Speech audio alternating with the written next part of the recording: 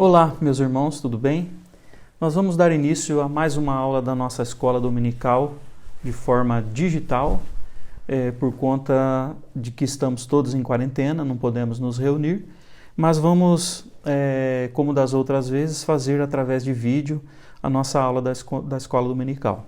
Nós estamos trabalhando com esse livro, Jesus pela ótica do Oriente Médio, o escritor Kenneth Bailey. Esse livro ele traz bastante contextos culturais de quem morou e viveu no Oriente Médio, muitos itens da cultura, né? Ele é muito rico nesses aspectos culturais, costumes da época em que Jesus viveu, esteve aqui na Terra, e permite com isso que a gente faça uma análise dos fatos, dos acontecimentos, dos relatos bíblicos de uma forma mais ampla e abrangente. Hoje nós vamos falar sobre a mulher junto ao poço. O texto está em João, capítulo 4, versículo 1 até o 42. Conta a história da mulher, do encontro de Jesus com a mulher samaritana na beira do poço. Ok? Vamos lá. Para evitar discórdia entre os discípulos de João, Jesus decide retornar para Galiléia e ele resolve passar por Samaria, né? Já é conhecido por muitos de nós que os judeus normalmente se desviavam de Samaria porque eles não queriam se contaminar com os samaritanos. E o caminho que Jesus escolhe era passar por Sicar e pelo poço de Jacó, que era um poço famoso, ok? Meus irmãos, um fato que a gente percebe nesse texto, quando a gente lê esse texto por completo, é que Jesus era pobre, Jesus andava a pé, Jesus se cansava, ele andava a pé com seus discípulos e se cansava. Não só nesse trecho da palavra de Deus, em João capítulo 4, mas em todo o Evangelho, é muito evidente a humanidade de Jesus. Então aqui nessa história em particular a gente observa Jesus com sede, Jesus cansado, Jesus caminhando com os pés sujos de pó, mas em outros trechos de outros evangelhos até a gente percebe Jesus adormece, Jesus chora, Jesus fica triste. Então assim é amplo o relato da humanidade de Jesus em todos os evangelhos. Então a gente pode dizer com bastante certeza que a sua humanidade é tão evidente quanto a sua santidade.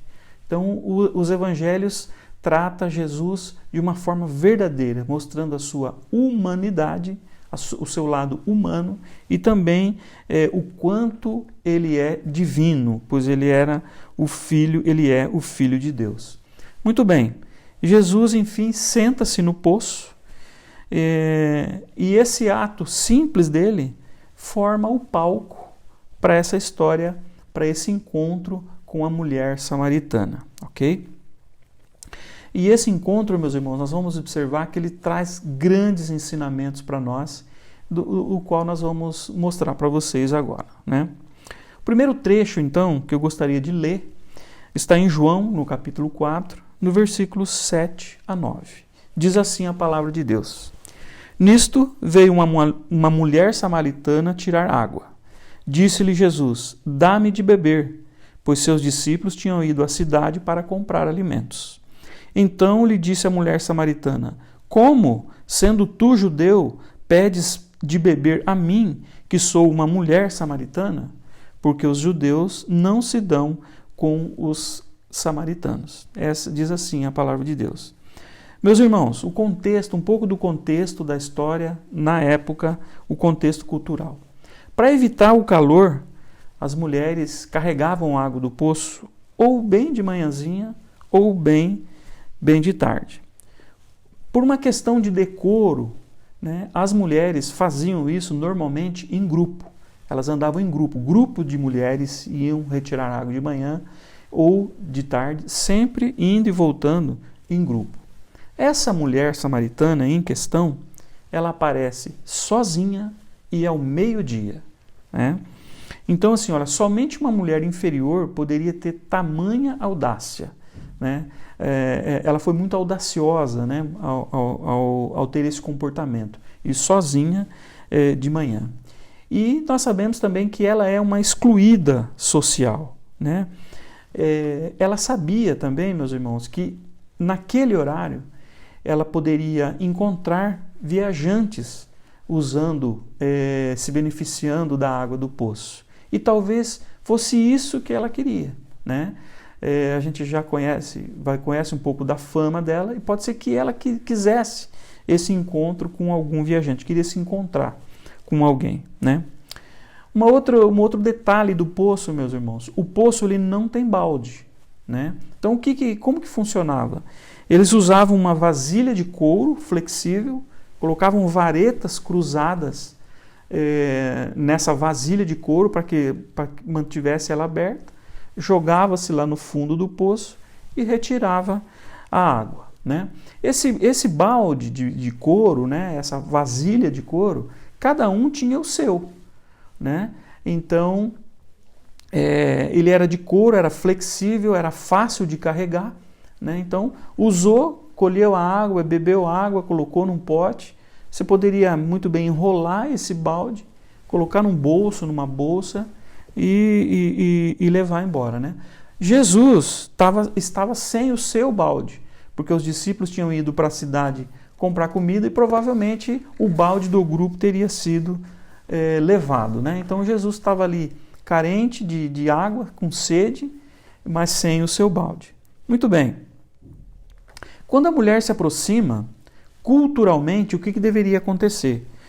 Jesus deveria se afastar educadamente por mais ou menos uns 6 metros, né, para indicar para aquela mulher que estava chegando que era seguro e culturalmente apropriado para ela se aproximar do poço, dizendo que ela poderia se aproximar.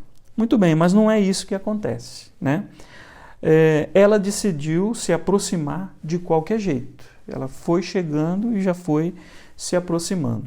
E o que é mais surpreendente ainda, meus irmãos, Jesus pede um pouco de água para essa mulher.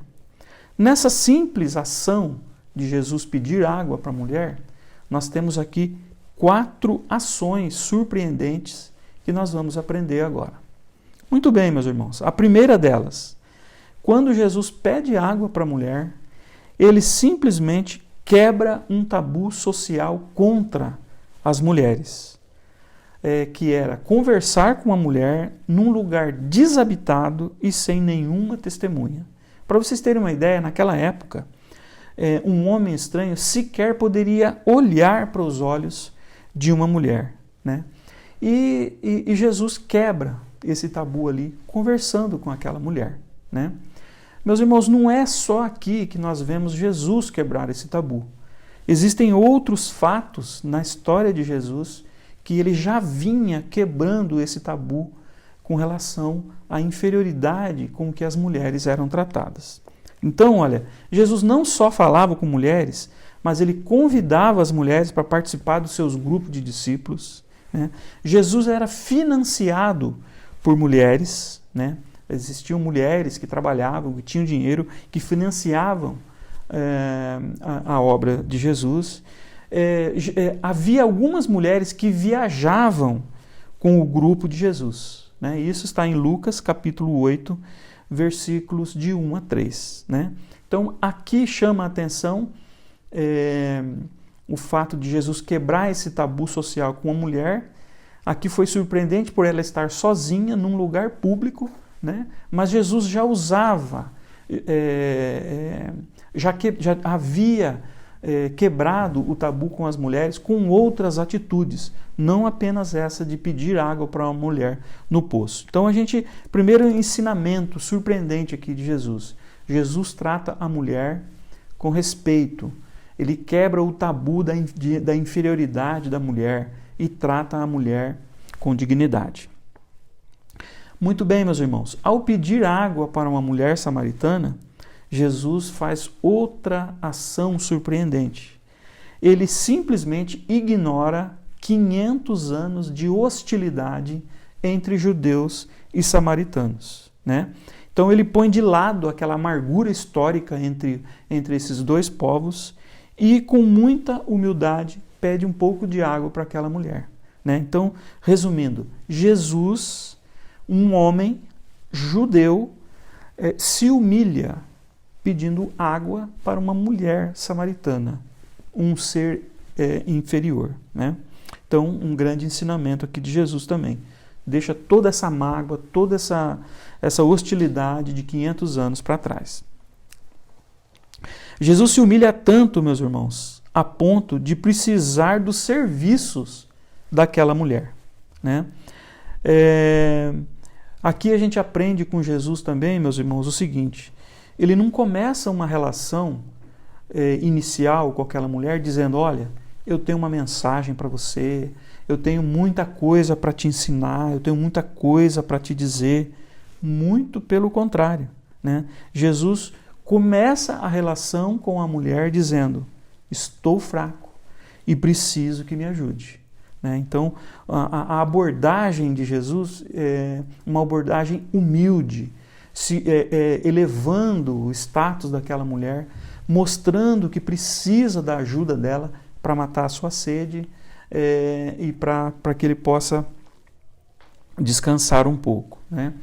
Essa didática de Jesus de aproximação, meus irmãos, a gente vê em outros lugares da Bíblia. Na primeira viagem missionária dos 12, Jesus faz a mesma coisa, né? Ele recomenda aos discípulos o seguinte, olha, não levem nada para a viagem, nem pão, nem bolsa, nem dinheiro, vão calçados com apenas as sandálias, e ainda orientou para que eles não usassem 2 túnicas, né? Ou seja, Jesus orientou os discípulos que eles deveriam ir como necessitados para quem eles fossem levar a palavra.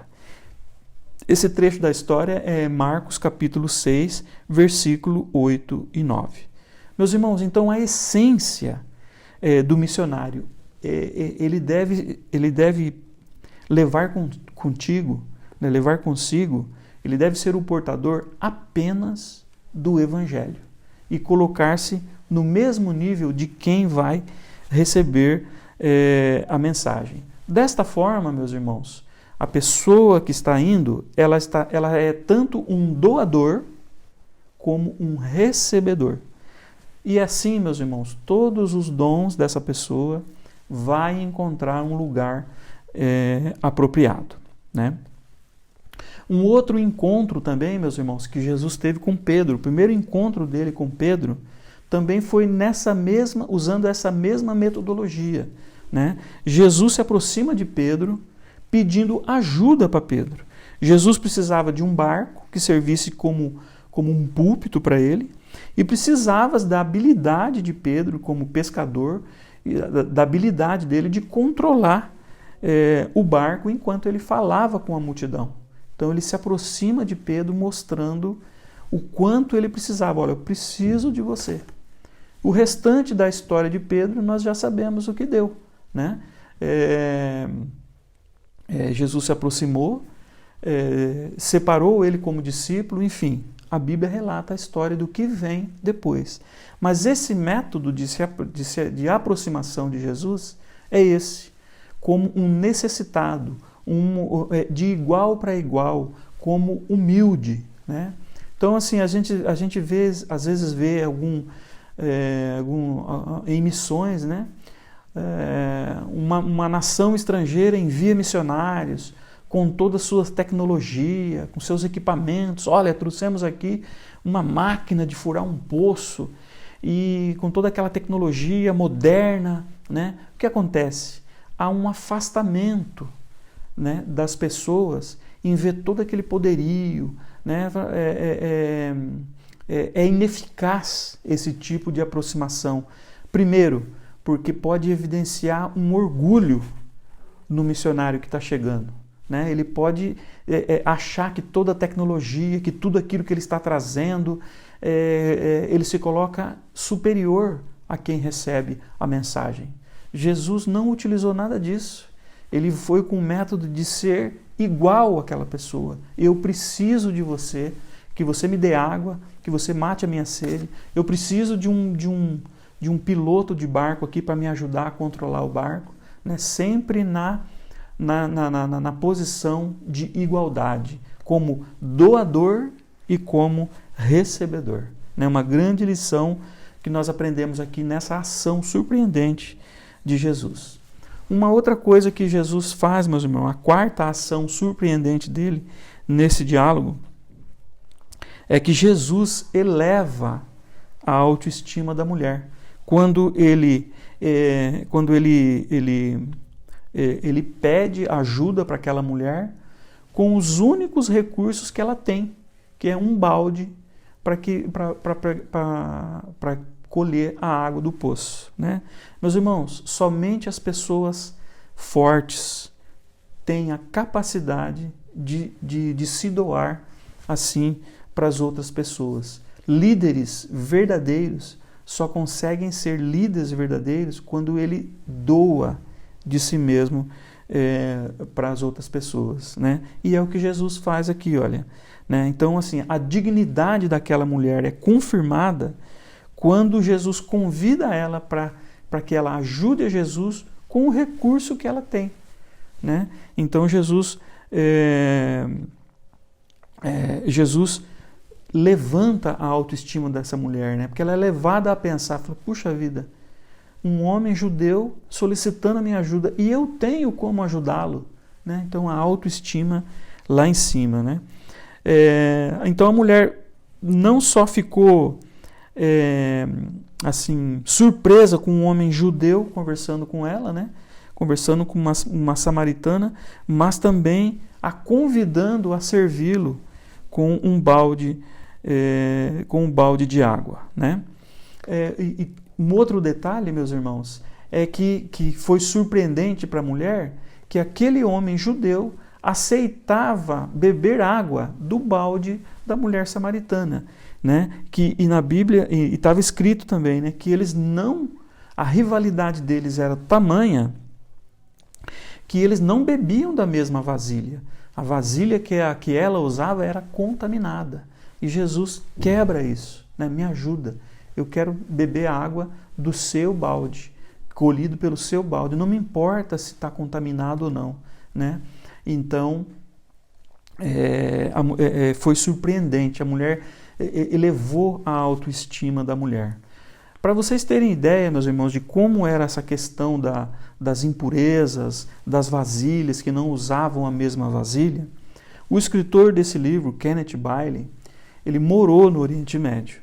E numa certa altura do período que ele morava lá, ele recebeu a visita de um sumo sacerdote. Né? E como era o costume, né, ele deveria servir alguma coisa para que o sumo sacerdote pudesse comer. E aí tem essa história entre judeus e samaritanos, né, da questão da contaminação, de não comer na mesma vasilha. Então, como se deu isso? Ele serviu uma banana num prato, né? Um prato, como era a vasilha dele, era uma vasilha impura. Né? Então, o sumo sacerdote pegou a sua faca, o seu canivete, que já estava purificado, tirou a casca da banana, que era considerado impura, pegou com o canivete a banana, sem encostar em nada, e comeu a banana que era pura, que não tinha estado em contato com nada daquilo. Né? E comeu aquela banana. Então, essa questão da impureza, de não comer na mesma vasilha, era assim que funcionava. Né? Nessa mesma história, o escritor do livro não teve como servir nada para aquele homem beber, porque a vasilha, os copos, a jarra dele, era tudo considerado impura. A única coisa que ele poderia comer foi essa banana. Né? E cumprindo todo esse ritual que eu estou explicando aqui para vocês agora. Tamanha era a questão das impurezas que eles consideravam entre eles. Ok? Então Jesus quebra isso, né? Quebra isso e bebeu da água do balde da mulher samaritana. Muito bem, meus irmãos. Avançando um pouco mais no estudo, João capítulo 10, João capítulo 4, versículos de 10 a 13.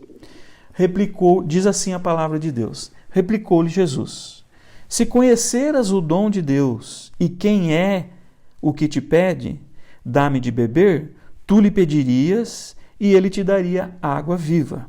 Respondeu-lhe ela: Senhor, tu não tens como tirar água e o poço é fundo. Onde, pois, tem essa água viva? És tu, porventura, maior que Jacó, o nosso pai, que nos deu o poço, do qual ele mesmo bebeu, e bem assim seus filhos e o seu gado? Né?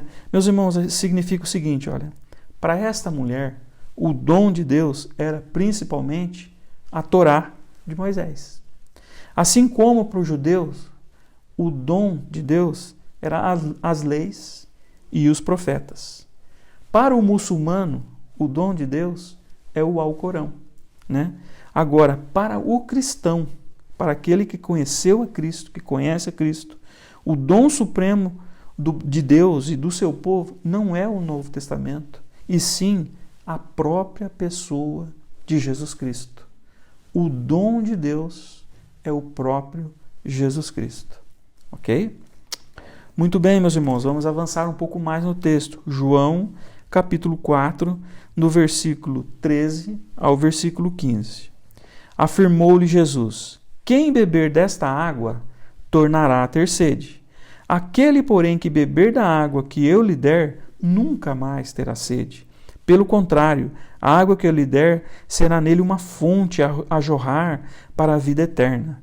Disse-lhe a mulher: Senhor, dá-me dessa água para que eu não mais tenha sede, nem precise vir aqui buscá-la. Né?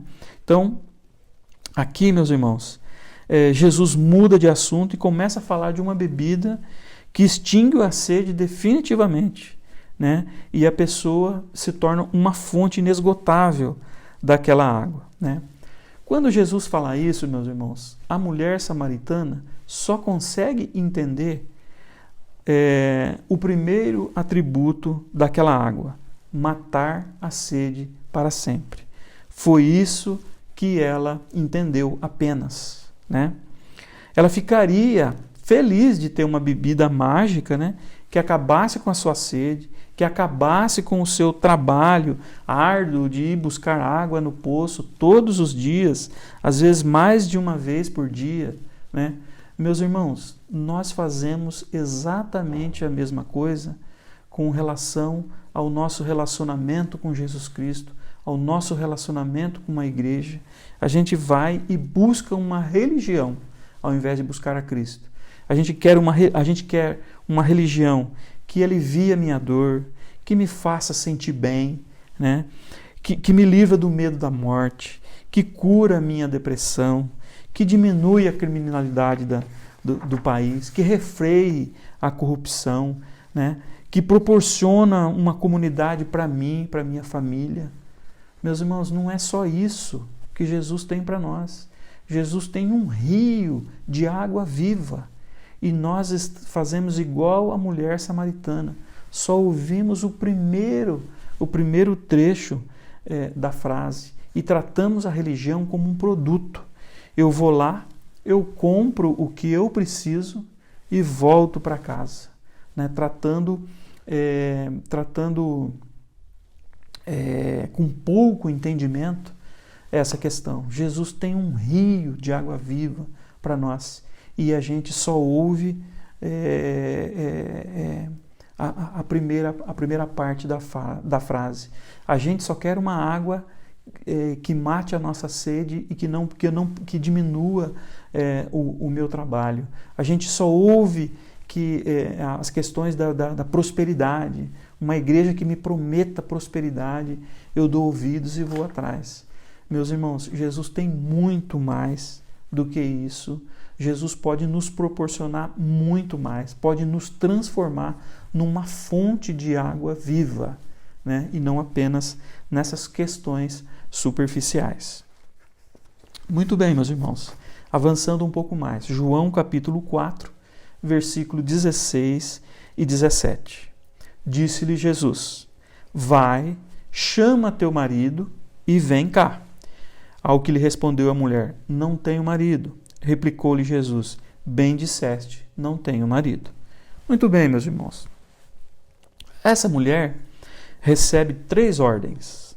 Ela deve ir, chamar e voltar. Essas ordens exigem que ela, uma mulher, seja testemunha de um homem.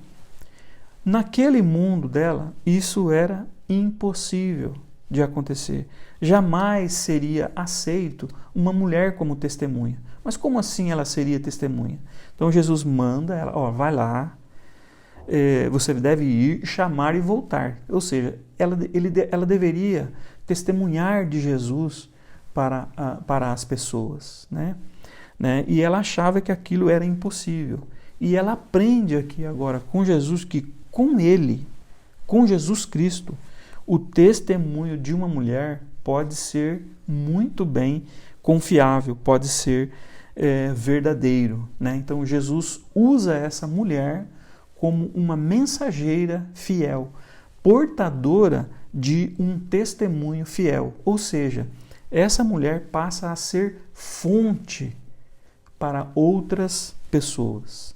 Jesus usou esse mesmo método em outra ocasião, meus irmãos, quando ele pediu para Maria Madalena, assim que ele sai do túmulo ressuscitado, ele diz para Maria Madalena: vai a meus irmãos e dize-lhe, né? Então, incumbindo Maria Madalena de ser também a porta-voz que testemunhasse a respeito de Jesus ressurreto para os irmãos de Jesus, para os apóstolos de Jesus. A segunda vez, então, que Jesus usa uma mulher como testemunha.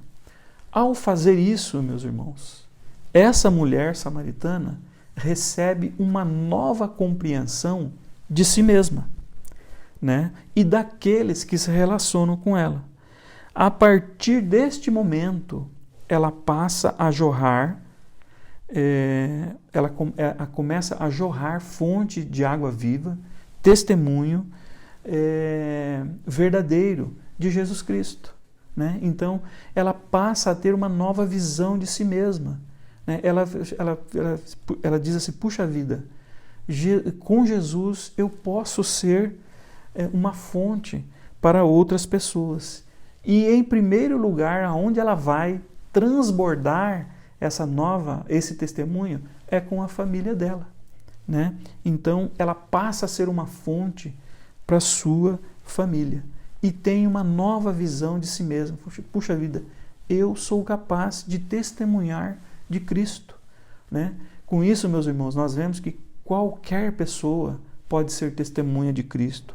Com Cristo eu posso ser uma testemunha confiável, eu posso jorrar água viva somente com Cristo, né? Em Isaías, meus irmãos, nós vemos um outro fato surpreendente de uma pessoa que mudou a visão de si mesmo quando teve contato com Deus. Isaías, quando ele tem aquela visão de Deus no trono, e diz assim o texto: vi o Senhor assentado sobre um alto e sublime trono. Então eu disse: eu sou um homem de lábios impuros e habito no meio de um povo de lábios impuros. Isaías capítulo 6, versículos de 1 a 5. Aqui, meus irmãos, Isaías também, ao ter contato com Deus, tem uma nova visão sobre si mesmo.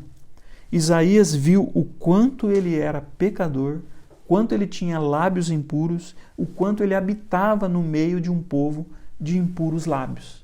Ao ter contato com Deus, mudou a visão que ele tinha dele mesmo. Assim como a mulher samaritana, ao ter contato com Jesus, teve uma visão diferenciada de si mesmo. Com Jesus eu posso ser uma testemunha. Então, assim, a visão de Deus desencadeou nas pessoas, Isaías e a mulher, uma nova compreensão da sua situação, né? Então, meus irmãos, isso é inevitável. Ao entrarmos em contato com Deus, nós passamos a ter uma nova visão de nós mesmos, ok? Partindo para o final da aula de hoje, meus irmãos, João capítulo 4, 21 a 25. Diz assim o texto. Disse-lhe Jesus, mulher, podes crer-me que a hora vem quando nem neste monte, nem em Jerusalém adorareis o Pai. Vós adorareis o que não conheceis. Nós adoramos o que conhecemos, porque a salvação vem dos judeus. Mas vem a hora, e já chegou, em que os verdadeiros adoradores adorarão o Pai em espírito e em verdade, porque são estes que o Pai procura para seus adoradores. Deus é espírito e importa que os seus adoradores o adorem em espírito e em verdade. Eu sei, respondeu a mulher, que há de vir o Messias, chamado Cristo. Quando ele vier, nos anunciará todas as coisas. Meus irmãos, veja que surpreendente ação de Jesus aqui nesse diálogo. Jesus trata a mulher como um teólogo sério e revela para ela o mais importante ensino sobre adoração do Novo Testamento. Mais uma vez, Jesus eleva ela como pessoa e com isso todas as mulheres com ela, né? Isso é incrível, meus irmãos, porque Jesus escolhe uma mulher simples como a recebedora adequada de uma notícia tão surpreendente, né? Parece até que essa mulher dá um suspiro, né? Aliviada, porque acaba todos os dilemas dela. Onde é que a gente deve adorar? No Monte Gerazim, em Jerusalém, né? Então Jesus diz: os verdadeiros adoradores adorarão a Deus em espírito e em verdade. São esses adoradores que o meu Pai procura, né? Então, meus irmãos, a gente aprende aqui, né, que assuntos densos, complexos, a gente pode compartilhar com as pessoas mais simples que elas vão compreender, né? É a maneira como Jesus trata. Passou uma informação para aquela mulher que aos nossos olhos deveria ser dada ao sumo sacerdote, aos entendidos da lei, né? Mas não, Jesus escolheu uma mulher simples, uma pecadora humilde, uma mulher rejeitada pela sociedade e conta essa novidade, né? Para ela. E ela passa a ser portadora dessa mensagem, né? Que os verdadeiros adoradores o adoram em espírito, em verdade. Ok? Nós vamos encerrar por aqui, para que essa lição não fique muito longa, mas na próxima aula nós continuamos com esse assunto de Jesus, do encontro de Jesus com a mulher samaritana no poço. Obrigado, até mais.